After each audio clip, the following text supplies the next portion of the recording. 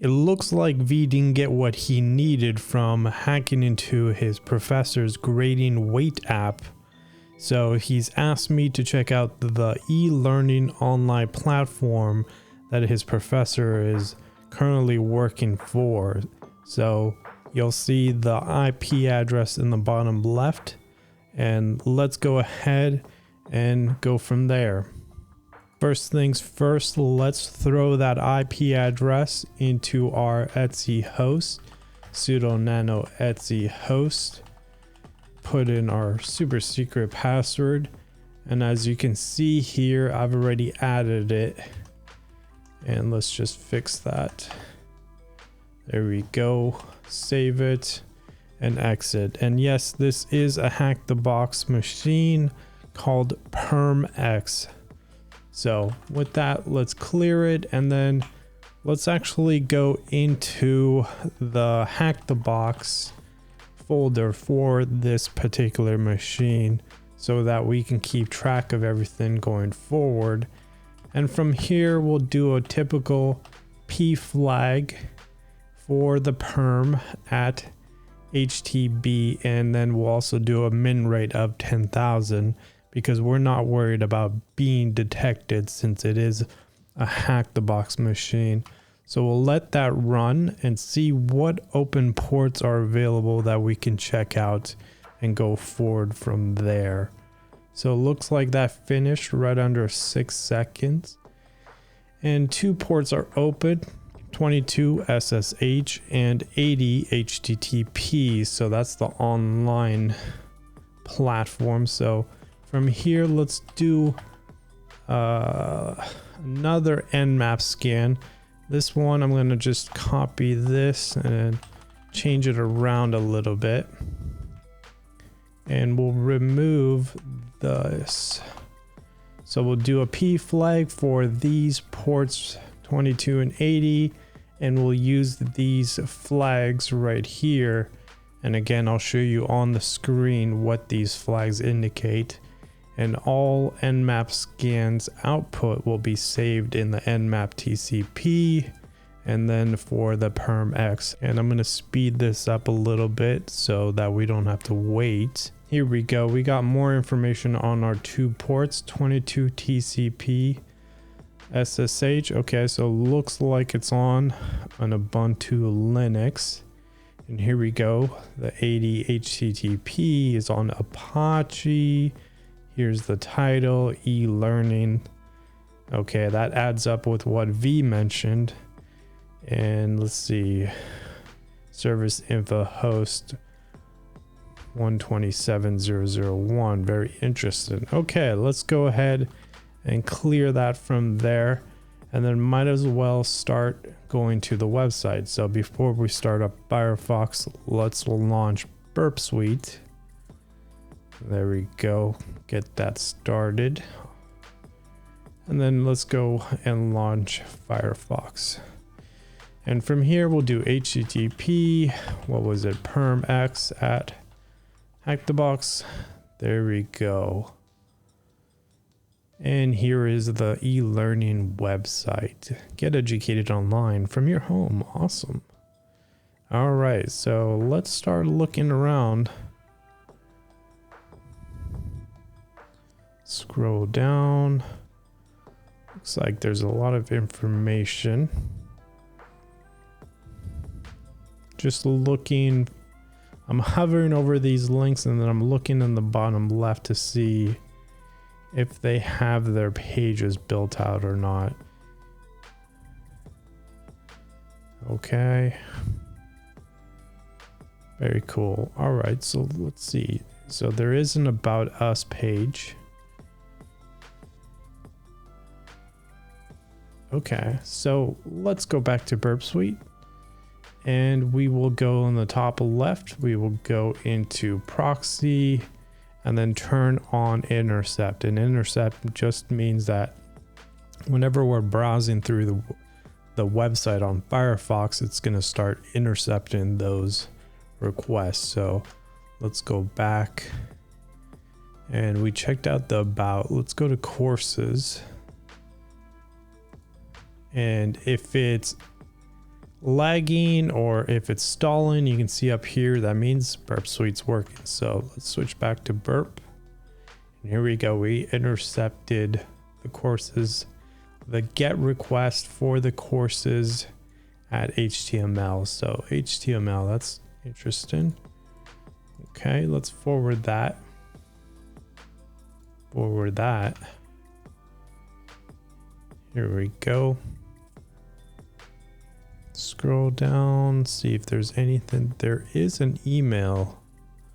I'm curious about that. Our team testimonial. Let's go to our team. See what's on our team. Forward that.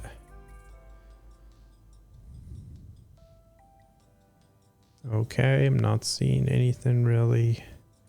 We can go ahead and right click and just check the page source, see if there's anything in here. Favicon. Okay.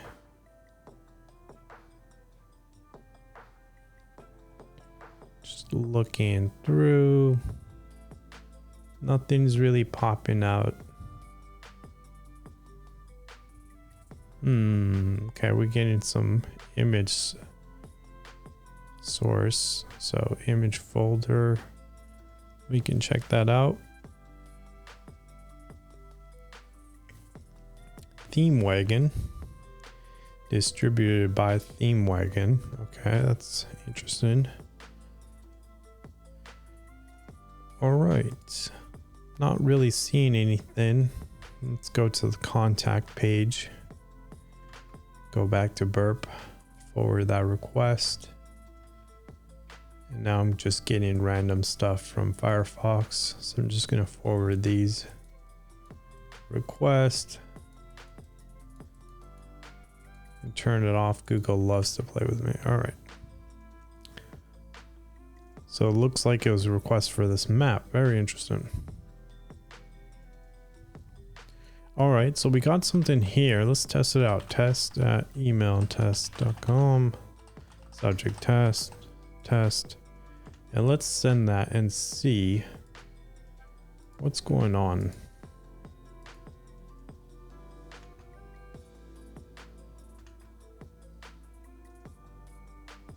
I'm not sure I got anything from that. Let's go back. Send that message again. It's not from Google. Interesting. Okay, so nothing happened there. So before we rabbit hole too deeply with this contact form and maybe going through the website entirely, maybe checking through the page source or whatnot, let's go back into the terminal and start doing a FFuF scans so we can let that run in the background and see if that can pick up anything that we're missing. So we'll go back to the terminal. So we'll do a FFuF scan, FFuF, and we'll use the Seclist discovery. Instead of web content, it's going to be DNS, and then subdomains. Let's see here. We'll go subdomains. We'll use the largest list for the subdomains and see if that shows us anything. And then we'll use the U flag for the website. HTTP PermX at Hackthebox. And that looks like it's all good. And then the other thing is we'll do an H flag for host, and then fuzz the subdomain perm at Hackthebox. And then if we run that, it's going to pop up a lot of information like this. We'll see a lot of status codes, a lot of different information. So let's Control C that to stop it, and we'll clear it and bring that command back up. And in this case, we'll use the FS flag and then add in some filters. The 277 to 312 is the filters that I found the best. So we'll filter those, see what that shows up. It looks like it's already pulling up 2 subdomains already, a www and an LMS. So that's very interesting. Let's go back to our website and we'll close the source code and let's check that subdomain out. What is that? Now, if we're getting a blank page like this, the reason for that is because we need to go ahead and sudo nano etc host and put in our secret password. And then we need to go down here and add in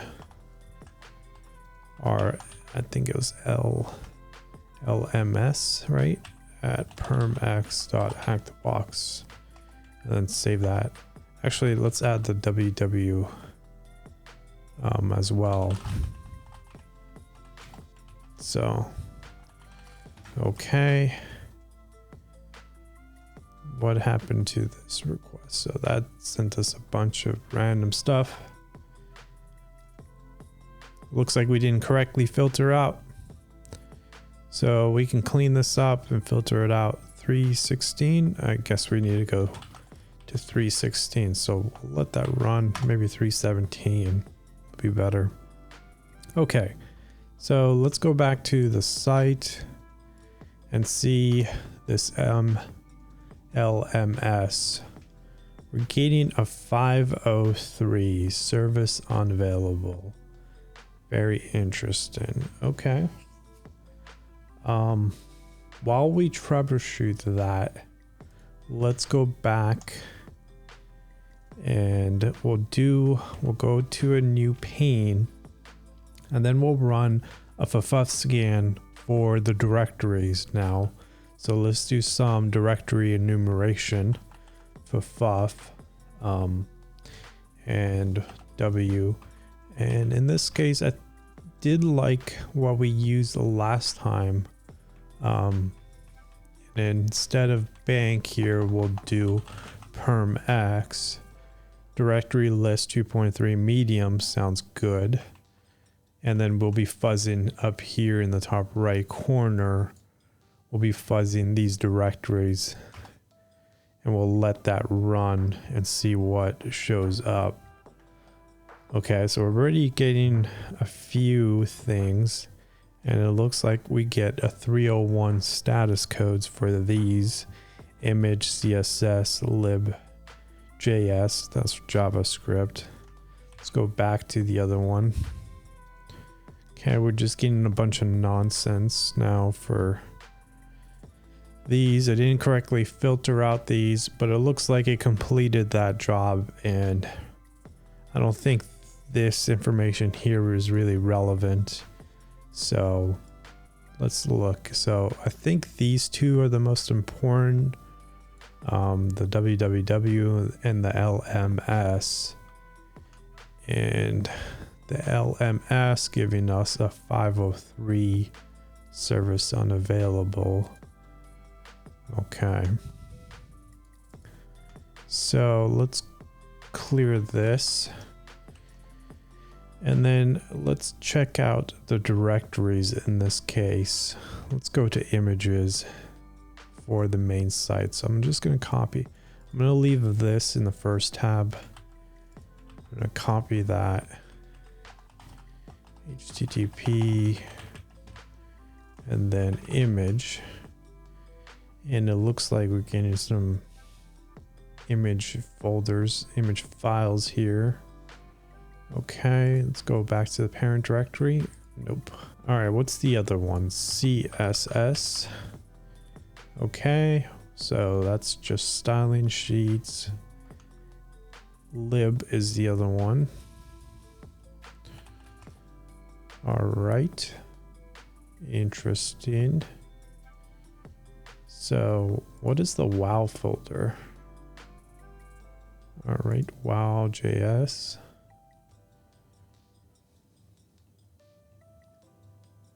Not really seeing anything relevant here. I mean, I can spend time and read through it, but I don't think that's relevant. I think that's just rabbit holing.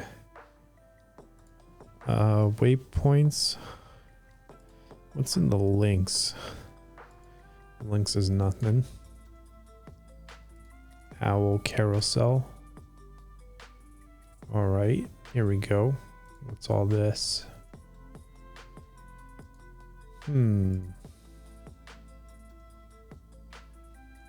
Okay. So I'm not really gaining anything here. Let's clear this. And we ran that directory fuzz on the main website, and we could rabbit hole and spend some time and go through those files, but let's run this. Let's do a directory FFuF on the subdomain as well and see what's going on there. In this case, this one is giving us a lot more information. Okay, so I'm gonna close that. So the main website is not giving us anything, but there are a lot of 301s. So let's check out web. Okay, we're getting somewhere now. All right. I'm liking this. I'm liking this a lot, but this still feels like we could rabbit hole pretty deeply. Is there anything that pops out? All right, let's see. We'll just go down this list. Documentation. Let's try that. All right, this is different. I'm liking this. Okay. Camellia 1.11 documentation. I'm going to copy that. I'm going to save that to the notes because that feels like that's really important. So if it's a documentation, it most likely means that this whole platform is built on this. All right, so here we go. Camellia 1.11.24.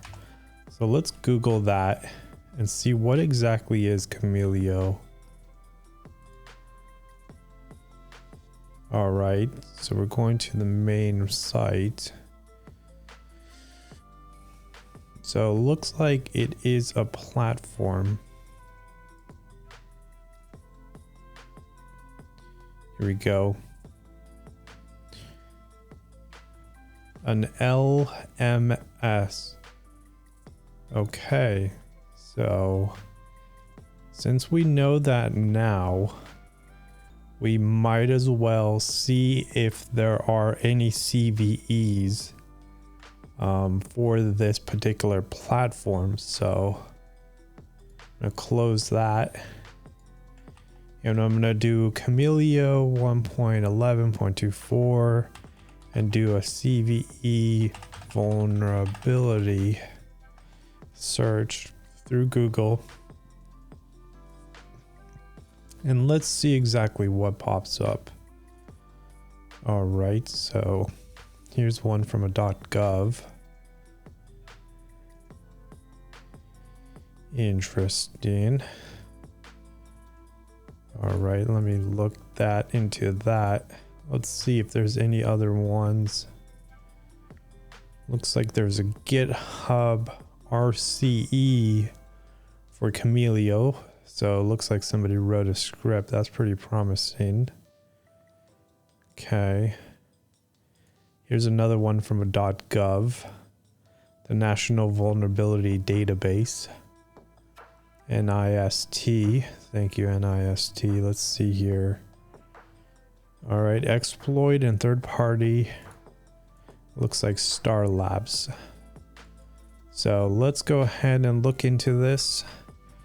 So Camellia LMS unauthenticated big upload file remote code execution. All right, here's the summary.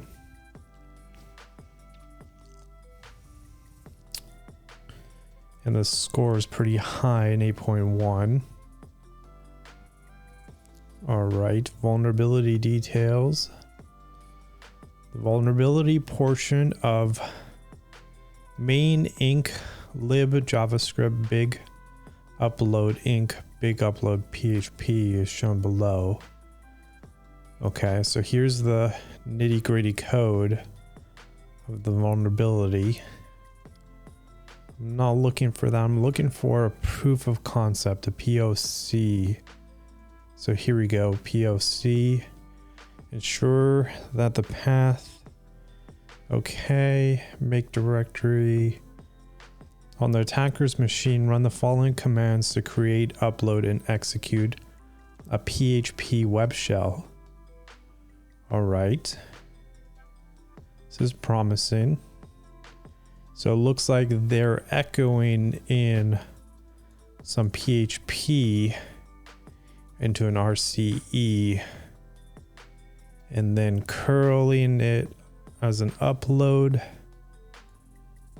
for the vulnerability and then curling it to execute the data. So let's create our own RCE and do maybe a netcat reverse shell, and then we'll also upload this as well. So let's go back into the terminal. I'm going to create a new pane. Actually, yeah, I'll create a new pane. I'll cd into Hackthebox. All right, so let's go ahead and start crafting our reverse shell so that we can take advantage of this CVE exploit. And we'll do a neo RCE. And from here, before I start writing PHP, before I start writing the script, let's go ahead and go to a new tab and go into our reverseshells.com. And here we'll go bash. We'll search a bash, and we're looking for, instead of sh, let's switch this to a bin bash just to be safe. And I'm going to copy this and go back into the terminal, and I'm going to do execute in quotations bin bash. And let me take a look. Do I need to add anything?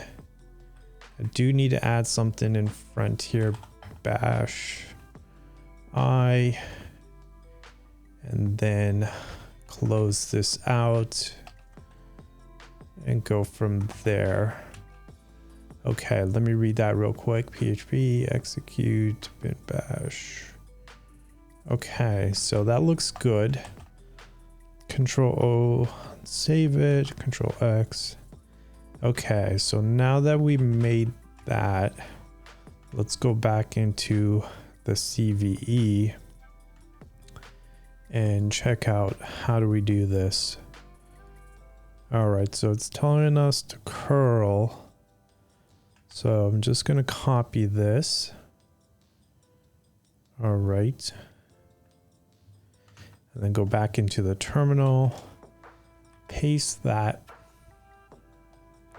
And then let's take a look. We do need to change some things.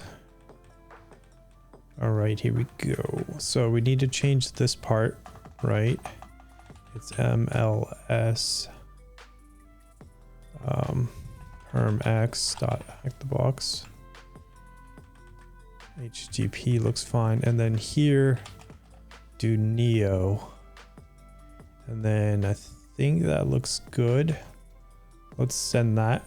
Okay, that's promising. The file was successfully uploaded. Let's go back into our Star Labs proof of concept, and we'll copy this and paste that, and let's change these also. Here we go. MLS PermX HTB. And before we curl that, let's go ahead and run our netcat on the 123 port. So we'll start switching panes. And then here we'll go netcat 1234, and we'll go back and let's curl it and then switch panes and see. Looks like we didn't get a hit. So what happened? All right. Let's nano this. Maybe I messed this up somewhere.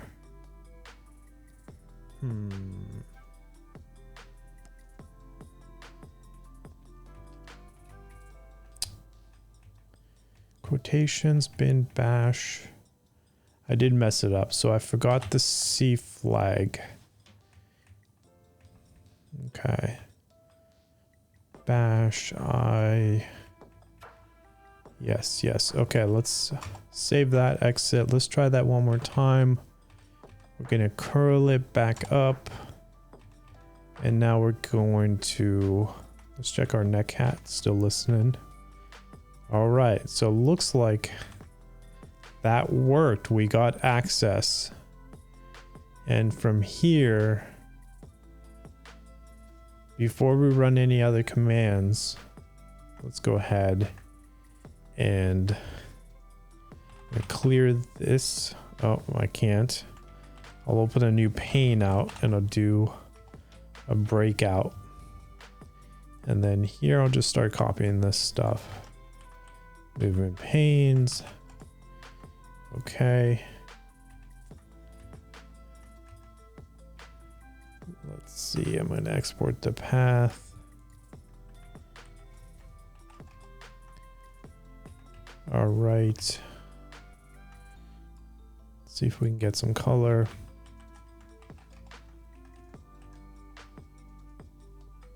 And then Control Z. Hit enter a few times. And there we go. Can clear. CD home, please. All right.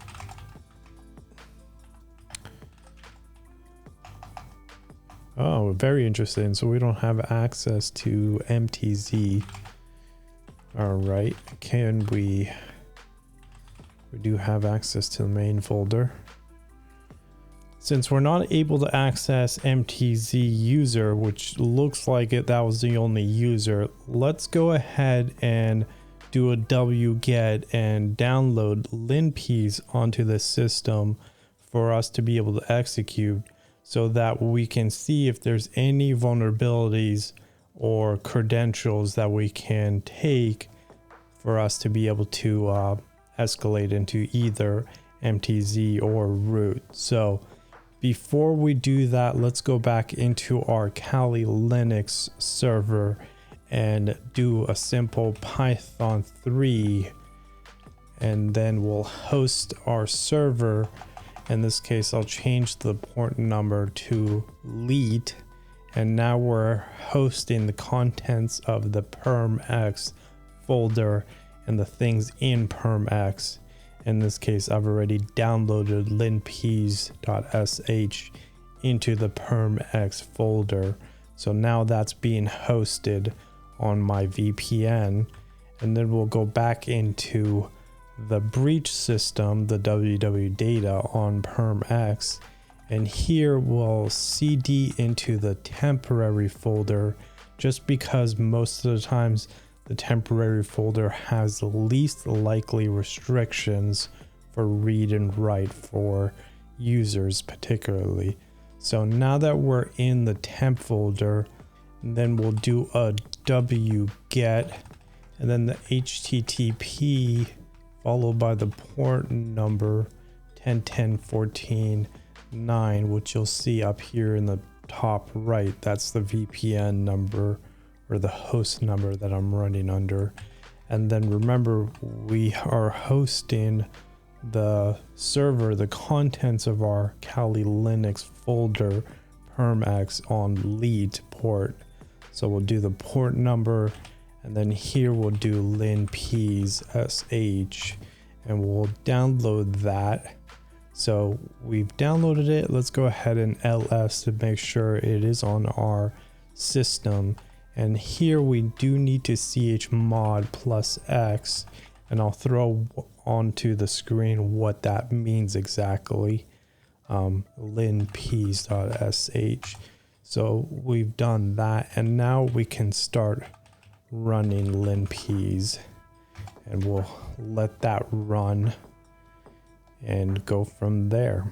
So I'm gonna speed this up a little bit, and then we can start diving in and looking through this data and see what type of information is available for us. While that's running, I'm going to throw onto the screen why LinPEAS is important and what it is exactly, so that you can become more familiar with using these on your engagements and your Hackthebox and CTF challenges, because LinPEAS is used pretty often in going from your foothold to escalating your privileges through the Linux machines. Now, this could be pretty intimidating using this for the first time, but it is a great tool to use. LinPEAS is still running currently, but I'm just scrolling through and looking through and trying to find anything related to passwords. In this case, searching passwords in the config PHP files, some interesting things LinPEAS picked up. In this case, the database password here, and it looks like there's a password encryption, a bcrypt. But here is the database password. So I'm going to quickly just copy that. And then I'm going to scroll down. Let's see if there's anything else in terms of password. I'm wondering if it takes the password and encrypts it, or if the password is already encrypted. I don't know. All right, after spending some time looking through the LinPEAS, another piece of information that I found that's relevant is here in the analyzing environment files. It looks like we're getting some FTP and SFTP information, in this case a user and password. So I'm just going to copy this and throw that into my notepad as well. So now that we have that, we have two different passwords. One is bcrypted and the other is just, it looks like it's a normal password. So what else can we do? Let's keep looking through and see if there's anything else. Let me check my notepad. I still do have both passwords. One was from the configuration file, and the other is from the environmental file. So I keep track of those. All right, since we got those two passwords in our notepad, let's go ahead and try both of them and use them to SSH as MTZ into PermX. So let's try SSH MTZ at PermX and Hackthebox. And then we'll do yes. And then here, okay, let's paste our first password. Let's see if it does anything. Permission denied, so that didn't work out for us. Let's try this one. And it looks like, even though that one said it's bcrypted, it looks like that's the password that works. So we now have access to MTZ through SSH. So that's awesome. So we'll clear this ls, and now we can cat the first user flag. So we got that done. And then we'll clear from here. What I typically like doing is a sudo l, just to see what output comes out of that. In this case, it looks like we're getting an alt no password required for this particular file. So I'm going to copy this and then cat it, copy it, and then actually cat it. And so let's take a look. What is this bin bash script file doing exactly? So let's see. Okay, it's taking 3 targets. Okay. We're getting an access denied. So it looks like we can't do any type of path traversal tricks within this file. And it's using the set facle to assign these permissions, so the user, perm, and target. Okay, so very interesting. So in other words, what this ACL script is designed to do is to modify file permissions using the access control lists, the ACLs in Linux. Now, it looks like this takes the first 3 arguments, a username, a permission set, and a file path, and the script first checks if the correct number of arguments is provided, and then verifies that the target is within a specific directory, in this case the home MTZ directory, and that it's indeed a file and not a directory. Okay, and if these checks pass, the script uses the set facle to assign the specific permissions to the user on the target file. Now, this is a common method to manage file permissions more granularly than traditional Unix permissions allow. So with that information, let's go ahead and clear it and then start working on figuring out a way to do some type of path traversal into the MTZ file folders so that we can maybe use this sudo ACL script and add in a hashed password into the shadow file. So let's do that now. From here, let's go ahead and use the line traverse trick. That is the LNS flag. In this case, if we wanted to CD into root, we're getting a permission denied. So if we do an LNS flag for, let's say, root with an extra O, and we do that, we can CD into root and start going through it that way, CD into etc.